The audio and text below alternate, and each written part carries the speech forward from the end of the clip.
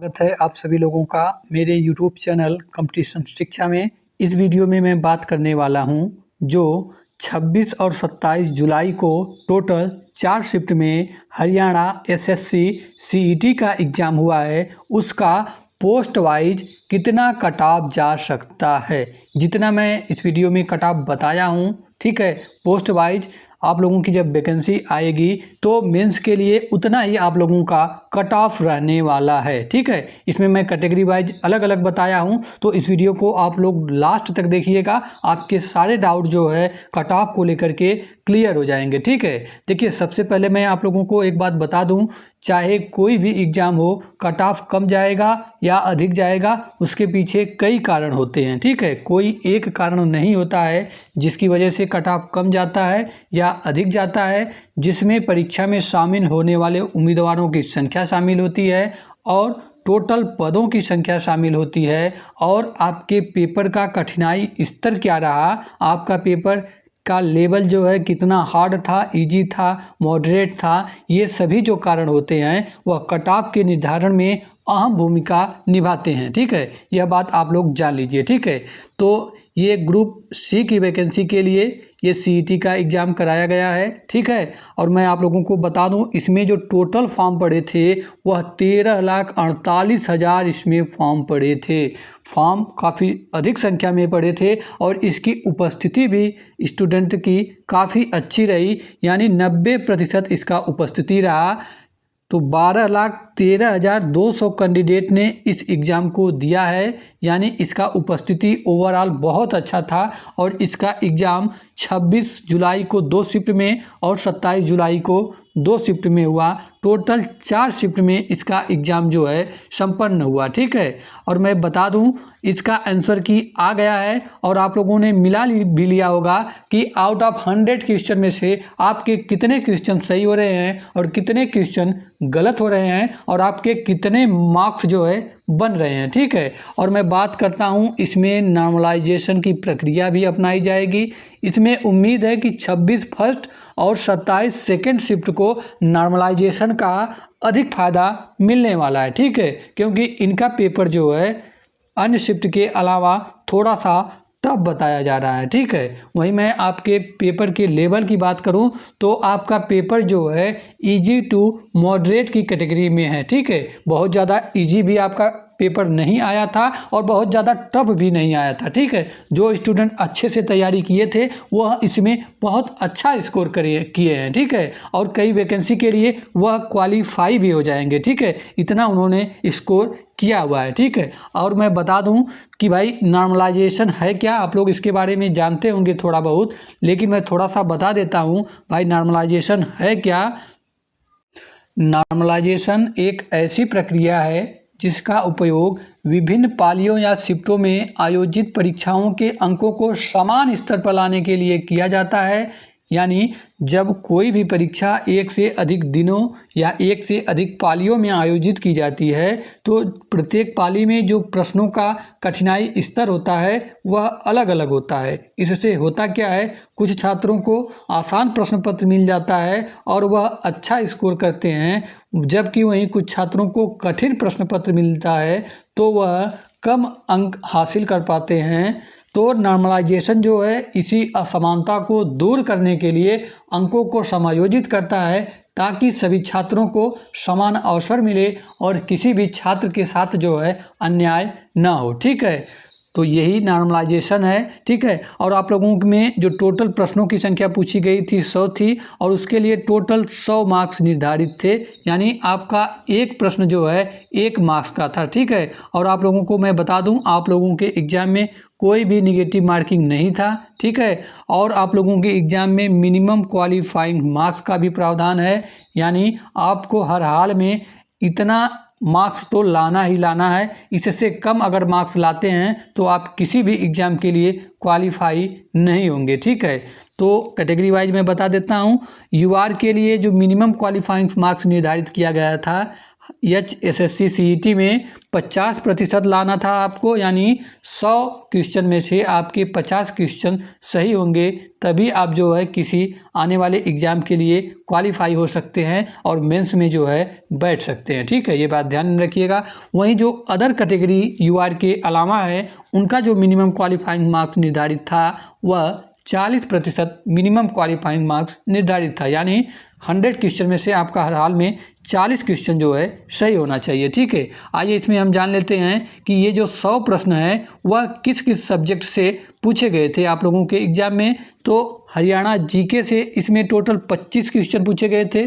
ठीक है, और हिंदी के इसमें टोटल 15 क्वेश्चन पूछे गए थे, गणित के भी 15 क्वेश्चन पूछे गए थे, और रीजनिंग के भी 15 क्वेश्चन पूछे गए थे, और इंग्लिश के भी 15 क्वेश्चन पूछे गए थे, और GS और GK से जो है 15 क्वेश्चन पूछे गए थे। इस प्रकार जो टोटल प्रश्नों की संख्या आप लोगों के एग्जाम में था वह 100 था। ठीक है, अब आइए हम लोग जान लेते हैं भाई कि पोस्ट वाइज मेंस के लिए आप लोगों का कट ऑफ कितना रहने वाला है। ठीक है, इसमें मैं कैटेगरी वाइज भी बात करूंगा और जो पोस्ट आने वाली है, आगामी वैकेंसी आने वाली है, उसकी कट ऑफ में कैटेगरी वाइज इसमें बात करने वाला हूं। ठीक है, देखिए सबसे पहले मैं एक बात क्लियर कर देता हूं, यह जो मैं कट ऑफ बताया हूं यह नॉर्मलाइज स्कोर है। ठीक है, नॉर्मलाइजेशन के बाद का ये स्कोर है, इसे आप लोग रॉ मार्क्स मत समझिएगा, क्योंकि भाई इसमें जो हार्ड शिफ्ट हैं उसके मार्क्स बढ़ने वाले हैं और जो मॉडरेट शिफ्ट हैं उसके जो मार्क्स जो हैं थोड़े कम बढ़ने वाले हैं। ठीक है,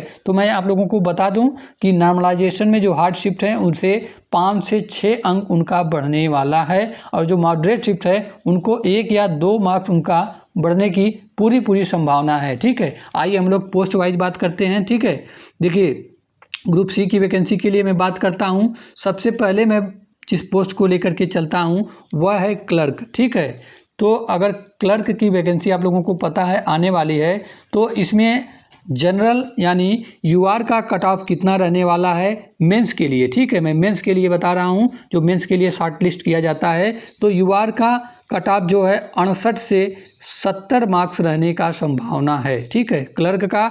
और BCA कैटेगरी के लिए 65 से 66 मार्क्स, EWS कैटेगरी के लिए 66 से 68 मार्क्स, और OSC कैटेगरी के लिए 62 से 64 मार्क्स, और DSC कैटेगरी के लिए 60 से 62 मार्क्स जो है क्लर्क के लिए मेंस का कट ऑफ रहने की संभावना है। ठीक है, अगर आपका इतना मार्क्स है तो आप बिल्कुल निश्चिंत रहिए, मेंस में आप लोग बैठेंगे, हर हाल में बैठेंगे। ठीक है, अब वही क्लर्क का हो गया। उसके बाद मैं बात करूं अगर पटवारी।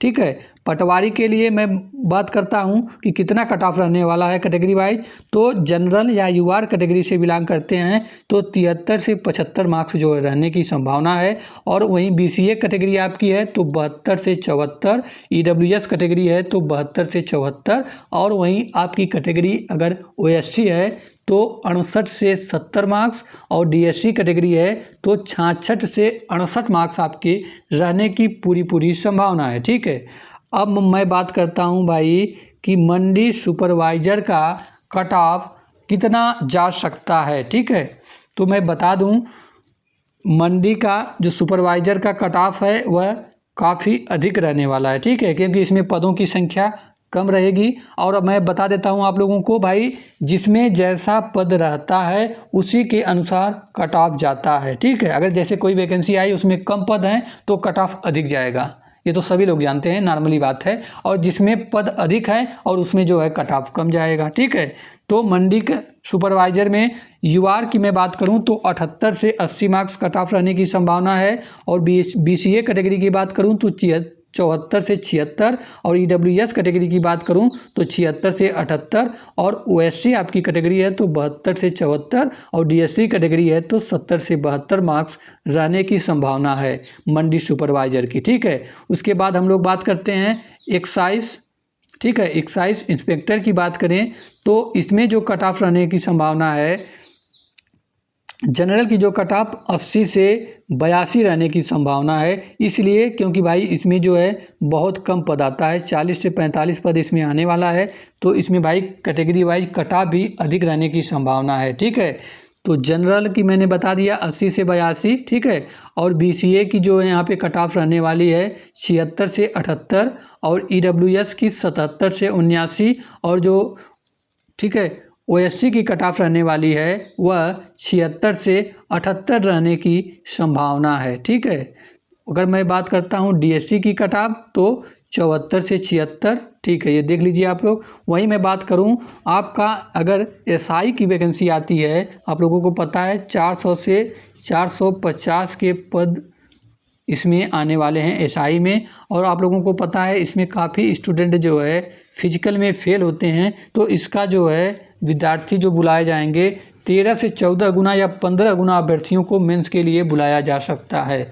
तो जो मेंस के लिए कट ऑफ रहने वाला है SI का मैं बात करता हूं, तो अगर आपकी कैटेगरी जनरल UR है तो 74 से 76 मान के चलिए। नॉर्मलाइज्ड स्कोर, अंतिम स्कोर की मैं बात कर रहा हूँ, रॉ मार्क्स की मैं बात नहीं कर रहा हूँ, आप लोग ध्यान में रखिएगा। ठीक है, अगर आपकी कैटेगरी भाई BCA है तो 70 से 72 मार्क्स, आपकी कैटेगरी EWS है तो 72 से 74 मार्क्स। ठीक है, वहीं अगर आपकी कैटेगरी जो है OSC है तो 70 से 72 मार्क्स रहने की संभावना है। और अगर आपकी कैटेगरी जो है DSC है तो जो है 68 से 70 मार्क्स रहने की संभावना है SI के लिए। तो ये रहा जो है पोस्ट वाइज कट ऑफ और कैटेगरी वाइज कट ऑफ। और इस वीडियो के अंत में आप लोग ज़रूर बताइएगा कि आप लोगों का कौन सा कैटेगरी है और आप लोगों ने किस शिफ्ट में आप लोगों का एग्ज़ाम था और आपने कितना स्कोर किया हुआ है। ठीक है, अंत में मैं बात करूं ओवरऑल कि आपका सेफ स्कोर क्या रहने वाला है, तो मैं बात करूं सेफ स्कोर का मतलब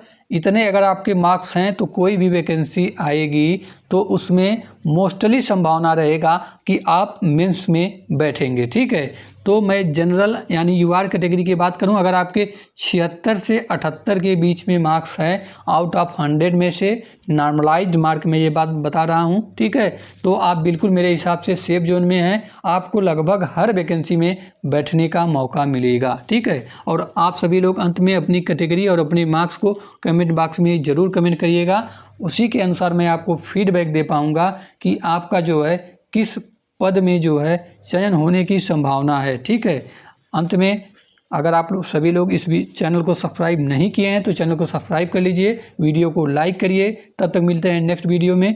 जय हिंद, जय भारत।